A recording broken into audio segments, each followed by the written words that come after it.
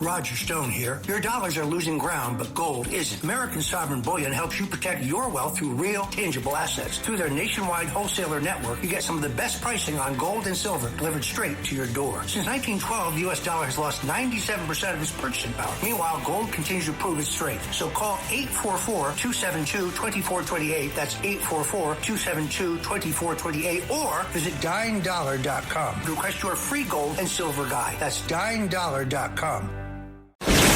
The Stone Zone, entertaining and informative on the Red Apple Podcast Network.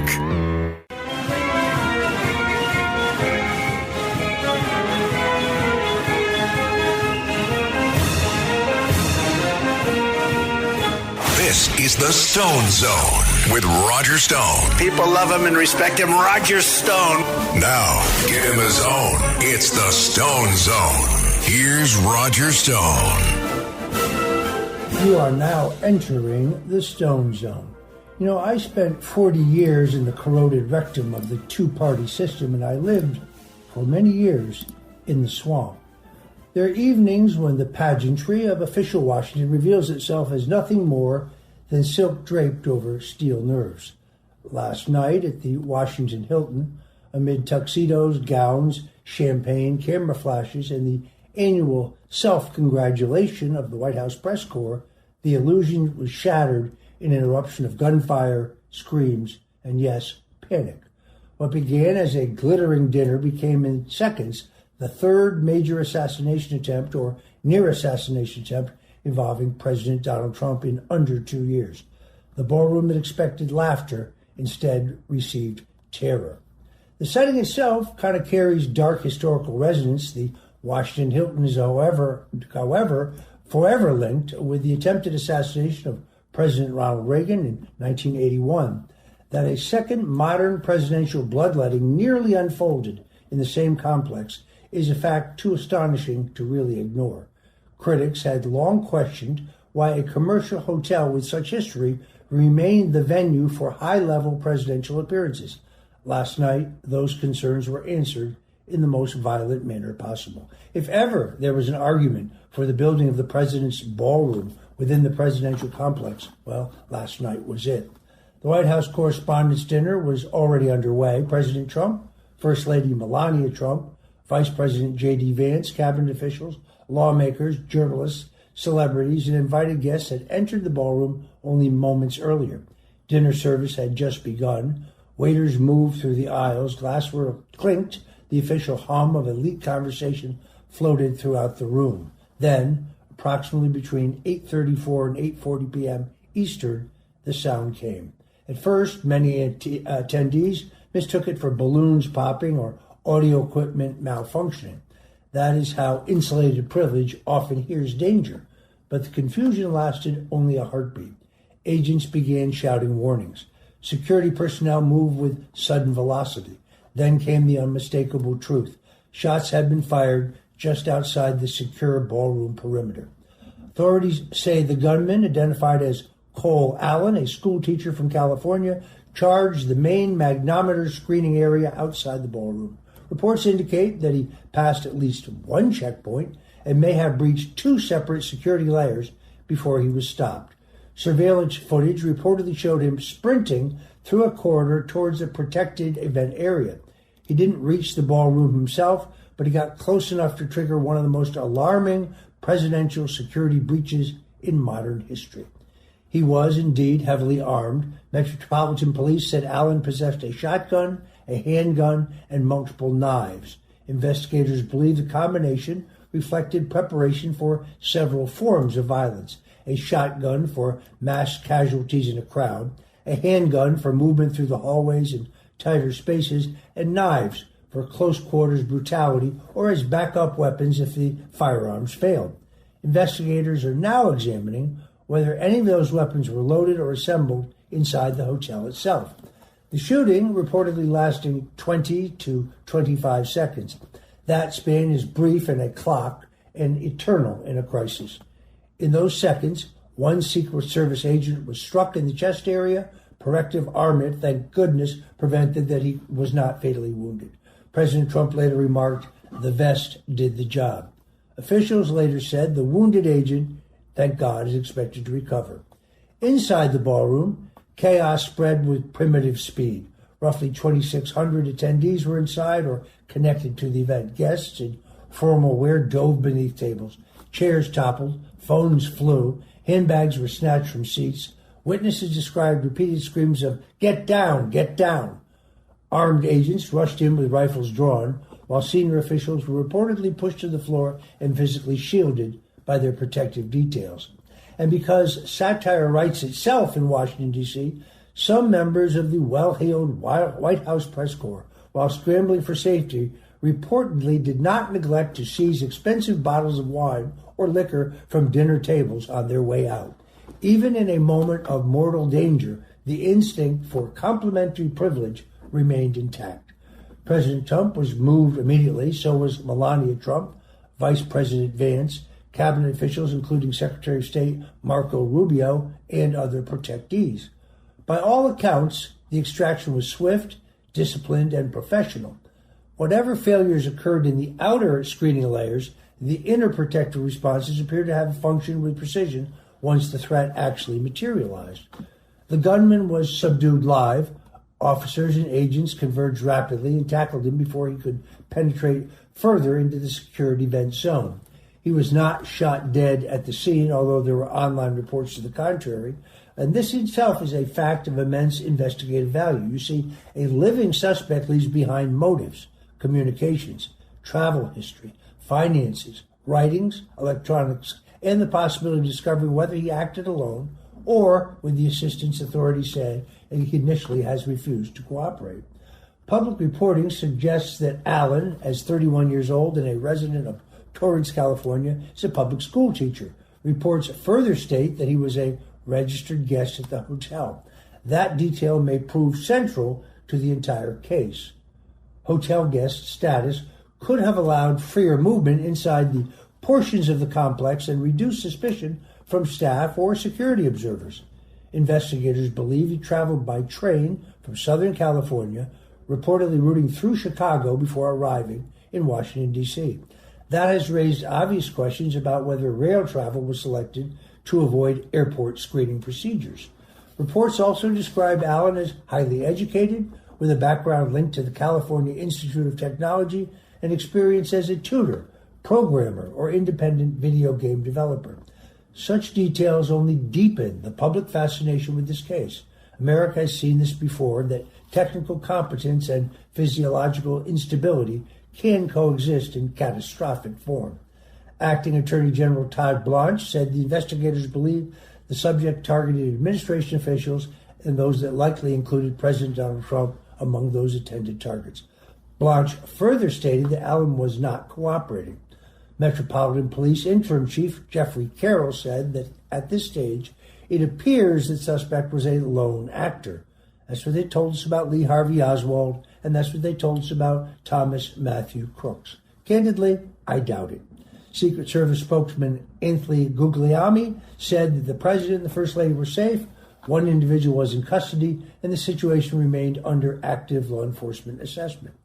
Potential charges are going to be severe. Officials say they include assault on a federal officer, attempting to kill a federal officer, firearms offenses tied to violent crime, and discharging a firearm during a crime of violence. Additional counts could include attempted assassination, terrorism-related charges, or conspiracy if evidence emerges that Cole Allen had accomplices. The agencies involved, the United States Secret Service, the Federal Bureau of Investigation, the Metropolitan Police Department of Washington, D.C., and of course the Department of Justice, and federal prosecutors in the District of Columbia as well. Other federal agencies may also be assisting with forensic and intelligence support. President Trump said later they believe that he was likely the target. He praised the agents and officers who responded. He also displayed that mordant humor that he has often marked his reactions under fire, joking afterwards. Nobody told me that this was such a dangerous profession. He reportedly criticized the hotel as an imperfect, secure venue, and yet again renewed calls for a permanent White House ballroom capable of hosting large events under hardened security conditions. That argument for a presidential ballroom within the presidential complex will now gain force. How did a heavily armed suspect get this close to the president after Butler and after the attack on Trump in the West Palm Beach Trump International Golf Course, as well as the guy who breached the Mar-a-Lago perimeter only weeks ago? How did hotel guest status permit internal movement? Were there signs missed? Did anyone help him? Why was a commercial venue again entrusted with an event involving the President of the United States? Those questions now dominate the aftermath. The dinner itself was halted, portions were canceled or suspended. What had been planned as an evening of vanity and ceremony ended instead in a national security crisis. Crystal stemware, linen napkins, and media smugness proved no match for the crack of gunfire. 3 major attacks or close calls in under 2 years against the President of the United States is not normal. It is not random background noise. It is a warning. Last night, under the chandeliers of the Washington Hilton, America heard that warning loud and clear. Meanwhile, in Florida, Governor Ron DeSantis has unveiled the congressional redistricting plan for the Sunshine State. The governor would essentially create a net increase of 4 districts to benefit Republicans. Now, I don't think Governor DeSantis would have done this, but for the raw open steel in Virginia, where a very confusing ballot initiative proposed to change that congressional delegation from 6 to 5 to, I think it was 10 and 1, leaving 1 Republican congressman. The stakes here are high because whether or not President Trump is impeached by a new Congress could hang in the balance. And now, in a major win for election integrity and states' rights, the Supreme Court of the United States has overturned a lower court ruling that blocked Texas from implementing its newly drawn congressional map, clearing the way for a plan that could add up to 5 Republican seats in the U.S. House. In a brief order, the U.S. Supreme Court stated that it was reversing the district court's judgment, with liberal justices dissenting. The decision reinforces a key constitutional principle. Elected state legislators, not unelected judges, have primary authority over congressional redistricting. The court had already signaled its position earlier this year when it allowed Texas to proceed with the map while legal challenges played out. In making their ruling, justices pointed to pressure, or I should say, to presume lawmakers acted in good faith and an over-reliance on speculative claims of misconduct. Texas Attorney General Ken Paxton led the charge in defending the map, arguing that the lower court ignored political realities and unfairly accused lawmakers of racial bias without any credible evidence to support that argument. His office maintained that the map reflects legitimate political priorities in a closely divided Congress. The ruling also comes after dramatic efforts by Texas Democrats to block the process, actually fleeing the state capitol in order to deny a quorum and halt the vote on redistricting. Despite those tactics, Republicans ultimately passed their redistricting plan. And now, with the Supreme Court's backing, Texas moves forward, delivering a clear message that partisan lawfare and judicial overreach will not stand in the way of lawful congressional redistricting. You're listening to the hottest political talk show on radio today. It's the Stone Zone right here on the Red Apple Audio Networks, and we'll be right back. This is the Stone Zone with Roger Stone. It is a great, great person, Roger Stone. The Stone Zone.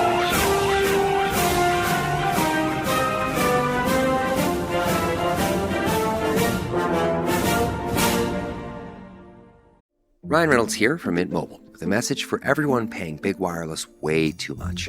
Please, for the love of everything good in this world, stop. With Mint, you can get premium wireless for just $15 a month. Of course, if you enjoy overpaying, no judgments, but that's weird. Okay, one judgment. Anyway, give it a try at mintmobile.com/switch. Upfront payment of $45 for 3-month plan, equivalent to $15 per month required. Intro rate first 3 months only. Then full price plan options available. Taxes and fees extra. See full terms at mintmobile.com.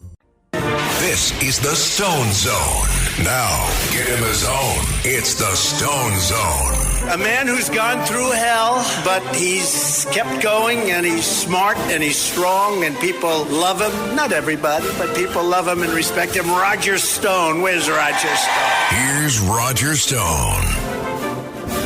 I'm Roger Stone, and you're back in the Stone Zone. In a tense interview on 60 Minutes, President Donald Trump addressed the recent shooting tied to the White House Correspondents Dinner while challenging the biased coverage in favor of the left by the fake news media outlet. Speaking with Norah O'Donnell, President Trump criticized activist movements like No Kings, suggesting that they contribute to political unrest. Notably, President Trump called for greater scrutiny of the Southern Poverty Law Center following reports that that organization has been indicted by a grand jury on fraud-related charges. According to the allegations, the SPLC funneled donor funds to extremist groups it has publicly condemned.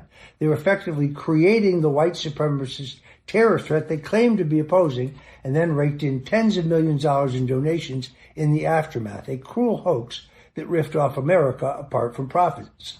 FBI agents once told me that if you went to a Ku Klux Klan meeting, there would be 10 people there. The problem was 9 of them would be FBI informants, and only one of them would be an actual Klansman. President Trump argued that such actions reflect a pattern in which left-leaning institutions manufacture threats to justify their own existing and their fundraising capability. The Jussie Smollett affair was far from an isolated incident. It was, in actuality, the modus operandi of the entire left.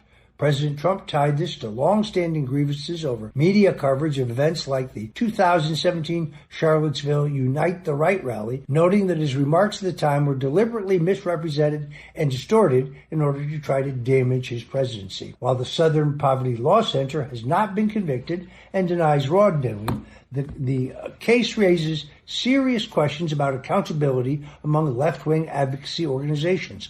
President Trump urged journalists to do their damn jobs and investigate further. It was well known on the right that the SPLC was a harmful scam, demonizing pro-life Christians and putting literally targets on their backs. But the fake news media looked the other way because, well, they're all in it together. They're all collaborators. They all are enemy combatants when it comes to war against the Constitution. Of course, the president also took the opportunity, once again after the attempted assassination of himself and other officials of administration, to call for a secure White House ballroom, arguing that the incident proves exactly why it's needed. In a post on Truth Social, Trump said presidents and security officials have demanded such a facility for over a century. He emphasized that a ballroom built within the secure perimeter of the White House would have eliminated vulnerabilities seen at off-site venues like the Washington Hilton. Indeed, the Washington Hilton, where there was an assassination attempt on my mentor, President Ronald Reagan.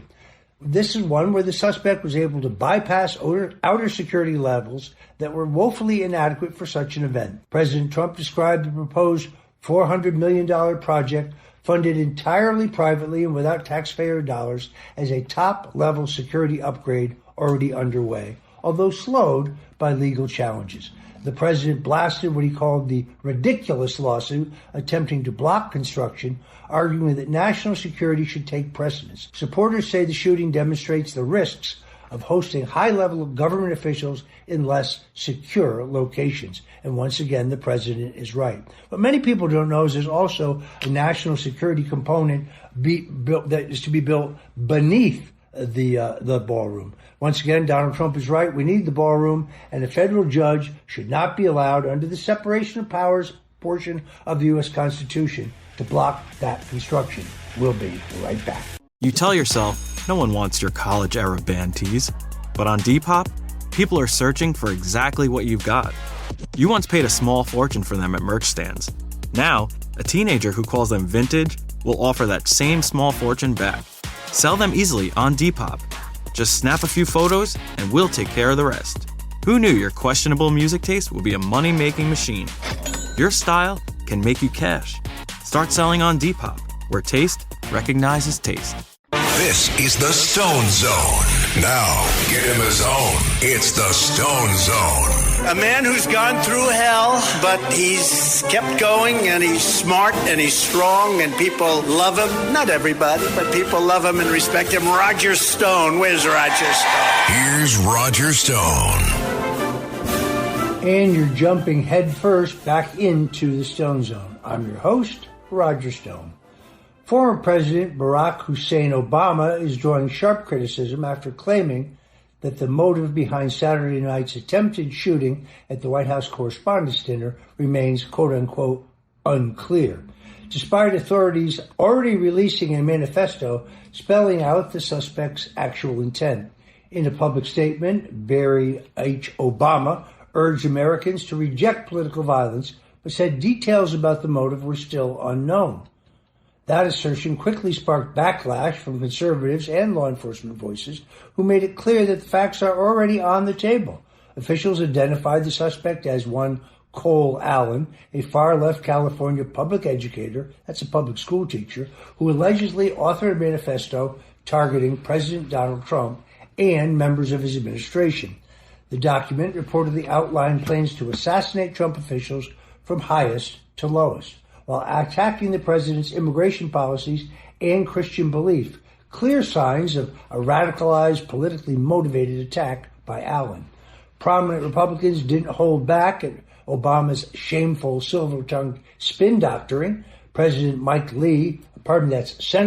Lee of Utah called the motive obvious, while administration officials like Lee Zeldin of New York blasted what they see as a willful blindness from Obama and the other political leaders unwilling to confront left-wing extremism and hate-mongering. The incident unfolded, of course, at the Washington Hilton, where the annual dinner was underway, ironically the exact same hotel while President Ronald Reagan was attacked. Authorities say that Cole Allen, the man accused, was staying at the hotel. He bypassed outer security, approached a Secret Service checkpoint, and fired, striking an agent's bulletproof vest before being subdued. President Trump praised the swift response of law enforcement and renewed calls for stronger security measures. But unfortunately, the Trump derangement syndrome has taken hold in this country, thanks to the efforts of the Democrats and their allies in the fake news media, working hand in glove to produce baseless anti-Trump propaganda now for over a decade. We have to remain on high alert for the results.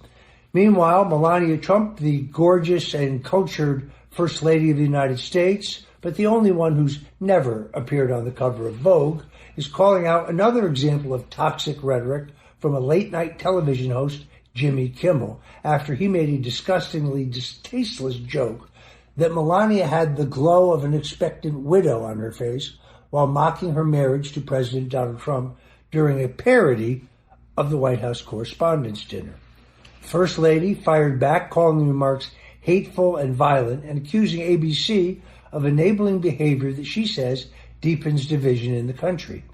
Just days after Kimmel's comments, the actual Correspondents' Dinner was subject to this attempted attack from a radicalized leftist.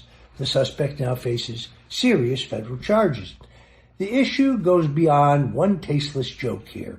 Kimmel has a long history of anti-Trump rhetoric, frequently using his platform to ridicule the president and his supporters. Kimmel's disgusting remarks follow the Charlie Kirk assassination that got him removed from the air for a period amidst massive public outrage. Melania Trump is now demanding accountability, urging ABC to take a stand against Kimmel. It would be one thing if this were a good faith attempt at humor, but Kimmel no longer does comedy. He does vile anti-America propaganda and hate. He's a talking head who is part of the far-left Democrat machine that radicalizes Americans against MAGA and tacitly enables extremists who commit acts of violence against President Trump and his supporters. Trust me, I know what this is like. This is what he has been doing for many years now. ABC must no longer platform this agent of evil. Send Kimmel to the unemployment line now with his cohort, Stephen Colbert, who was recently canceled after years of low ratings by CBS. Here's some good news. A key hurdle was cleared for Kevin Warsh in his nomination to lead the Federal Reserve Board. It's gaining momentum in the U.S. Senate. U.S. Senator from North Carolina, Tom Tillis, announced Sunday that he now will support moving Warsh's confirmation forward after previously holding out over concerns over a Department of Justice investigation into current Fed Chair Jerome Powell over his extravagant multi-billion-dollar Federal Reserve Board renovation boondoggle. Tillis had refused to advance any nominee until the DOJ dropped its probe, showing his true rhino colors in the process. In all honesty, Tillis is a stain on the U.S. Senate, and he's not running for re-election because he would have been summarily defeated. That concern appears to have been resolved after U.S. Attorney Jeanine Pirro, who used to appear here as one of my colleagues, confirmed the investigation would be dropped. Tillis said he received assurances the matter is completely and fully ended and not being used as leverage against the Federal Reserve Board. The senator emphasized that protecting the independence of the Federal Reserve is critical. Independence, of course, being a code word for complete and total lack of accountability by the American people. The Federal Reserve, under Jerome Powell, cut taxes to try to benefit, cut interest rates, to try to benefit the re-election of Joe Biden, despite the fact that the unemployment rate and the inflation rate were lower than or higher than they are now. Yet Jerome Too Late Powell has refused the deep interest rate cut that all the economic indicators would say would be merited. Warsh, a former Fed governor with private sector experience, is widely viewed by conservatives as a steady, reform-minded choice who would bring accountability and discipline back to the central bank. Warsh is not expected to manipulate interest rates to fuel his own partisan political aims like Powell did.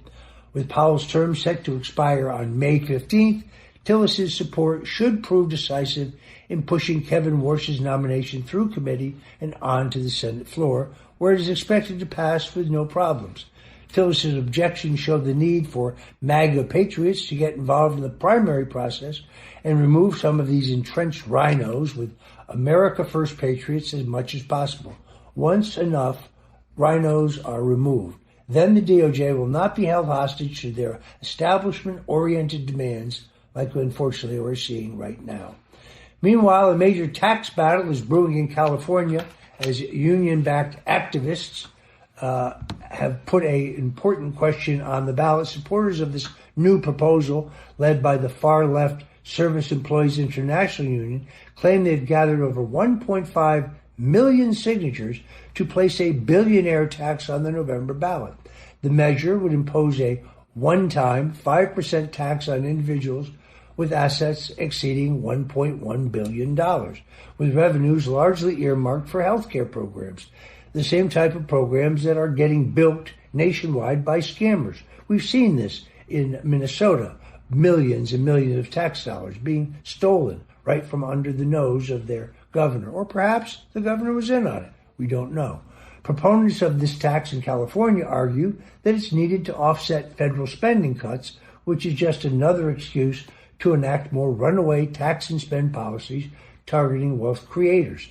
Opposition is already mounting. Business leaders and economists caution that the proposal could devastate California's economy, costing an estimated 100,000 plus good-paying jobs and driving billions in lost revenue as entrepreneurs and investors flee the Golden State. Even some Democrats, including Governor Gavin Newsom, have voiced concerns about the long-term damage. Economists note that the tax could backfire badly, trading a short-term cash grab for lasting economic decline. But by that time, socialists will already have found a new scapegoat and will proceed with even more big government power grabs. Previous studies suggest that high net worth individuals may simply leave California, shrinking the tax base and forcing cuts to essential services like education and healthcare. Meanwhile, alternative ballot measures backed by the tech leaders aim to block or weaken the proposal, setting up a high-stakes political showdown with the future of California on the line. There's already been a major exodus from California of wealthy business creators, and the billionaire tax would accelerate the process of capital bolting that state. It will result in squalor and misery, but the socialists really don't care. They'll continue onward regardless because it's not about helping people. It's about ruthlessly amassing government power. Meanwhile, Congresswoman Ilhan Omar's husband has turned out to have very shady foreign deals. House Oversight Committee James Comer of Kentucky is intensifying his investigation into the financial dealings surrounding Representative Ilhan Omar and her husband, Tim Minette. At the center of the probe is a series of international business ventures linked to Minette spanning Kenya, Somalia, and Dubai. Comer has demanded full documentation of travel, financial transactions, and business solicitations, but a February deadline passed with no clear public compliance by Omar or her husband. The situation took a dramatic turn when Omar quietly amended her 2024 financial disclosure forms with the U.S. House. What was previously reported as a combined $30 million valuation for two companies, Rose Lake Capital and S2 Crew LLC, was suddenly revised down to almost zero. Just days later, records showed that the winery tied to those valuations had dissolved entirely. Critics say the timing raises red flags of a cover-up. Forensic accountants have pointed to major inconsistencies, while past vendors turned to Minette, the husband of Ilhan Omar, have faced lawsuits and investor complaints. Meanwhile, Rose Lake Capital once claimed massive global reach and billions under management, figures that appear wildly out of step with earlier disclosures showing that they had minimal assets. Congressman Comer warns that the lack of clarity opens the door to foreign influence, particularly given Omar's role in the Congress. The investigation also comes amid broader concerns about fraud scandals in Minnesota, her home district. Omar's office has dismissed the probe as political, but with unanswered questions piling up and financial records shifting dramatically, pressure is mounting against the Somali lawmaker. Turns out that she may be as crooked as many of her fellow migrants in Minnesota. We were told that diversity is our strength, but in this case, it seems like this group of people came over to this country to bleed us dry.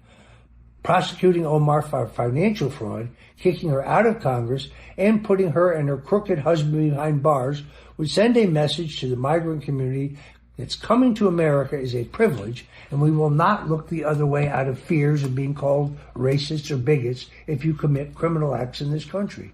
You'll be locked up and you'll be sent back. Meanwhile, the tech overlords are facing off in a court of law. A high-stakes courtroom battle is underway in California as tech giants Elon Musk and Sam Altman face off over the future of artificial intelligence.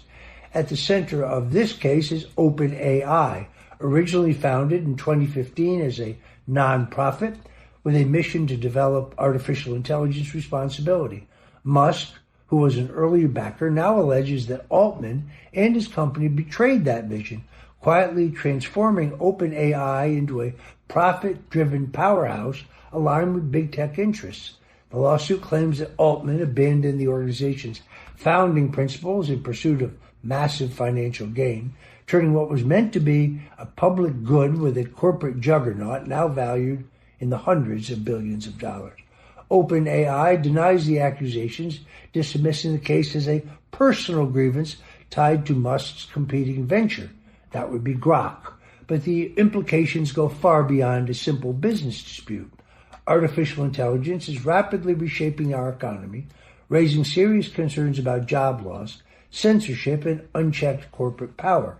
Musk, who has long sounded the alarm on AI's risks, said the case is about more than money. It's about the, quote, fate of civilization, unquote. He's now seeking reforms and accountability rather than personal damages. As testimony unfolds, the trial could expose how Silicon Valley operates behind closed doors and whether the promises made to the public about ethical innovation were never actually real. I think it's safe to assume that they were not. Most of the tech elite in Silicon Valley sees themselves as gods among men and want to manipulate technology in order to merge themselves with computers. This is part of their transhumanist plot to live forever and lord over the rest of us, even if they decide to let us live.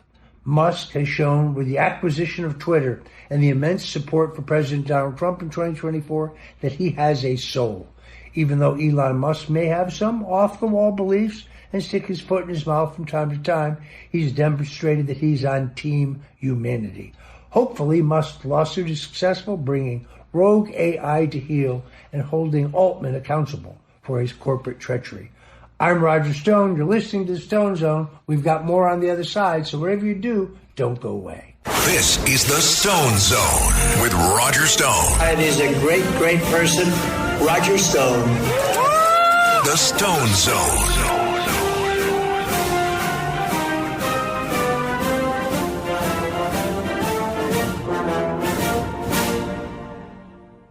This is the Stone Zone.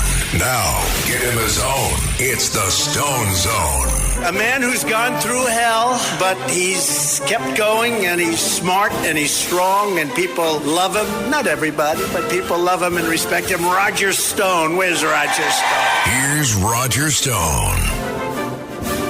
And we're back in the Stone Zone. You know, back in 1988, when I first suggested that Donald Trump run for president, we made a trip to the Portsmouth, New Hampshire Chamber of Commerce, where he was the luncheon speaker. And he spoke openly about the fact that our NATO allies were not paying their fair share for their defense. Now, a new global defense report is confirming what many conservatives have argued for years. President Donald Trump's tough America First policies have finally forced Europe to step up and pay its fair share for their own security. According to the Stockholm International Peace Research Institute, worldwide military spending hit $2.8 trillion in 2025, marking over a decade of steady increases. But the real story is in Europe, where the defense spending surged by an eye-popping 14%, far outpacing the rest of the world. Meanwhile, the United States spending to subsidize the defenses of Europe and all the European nations actually declined by 7.5%, reflecting Trump's push to rein in foreign entanglements and stop footing the bill for endless overseas conflicts. In his first term, President Donald Trump collected over $650 million in past due dues to NATO from the European nations. For years, Trump has warned that NATO allies could no longer rely on American taxpayers while neglecting to fund their own defenses. And now, the numbers show that that message is finally getting through, particularly as the Iran conflict has broken out, where NATO countries have left America high and dry. In some cases, our NATO allies would not even allow us to use our own bases in their countries. European nations collectively spent $864 billion on defense this year, with major investments in modern equipment, much of it purchased from American companies, delivering a boost to U.S. industry and our economy. Countries like Poland and Germany are rapidly expanding their military capabilities, reversing decades of underinvestment following the Cold War.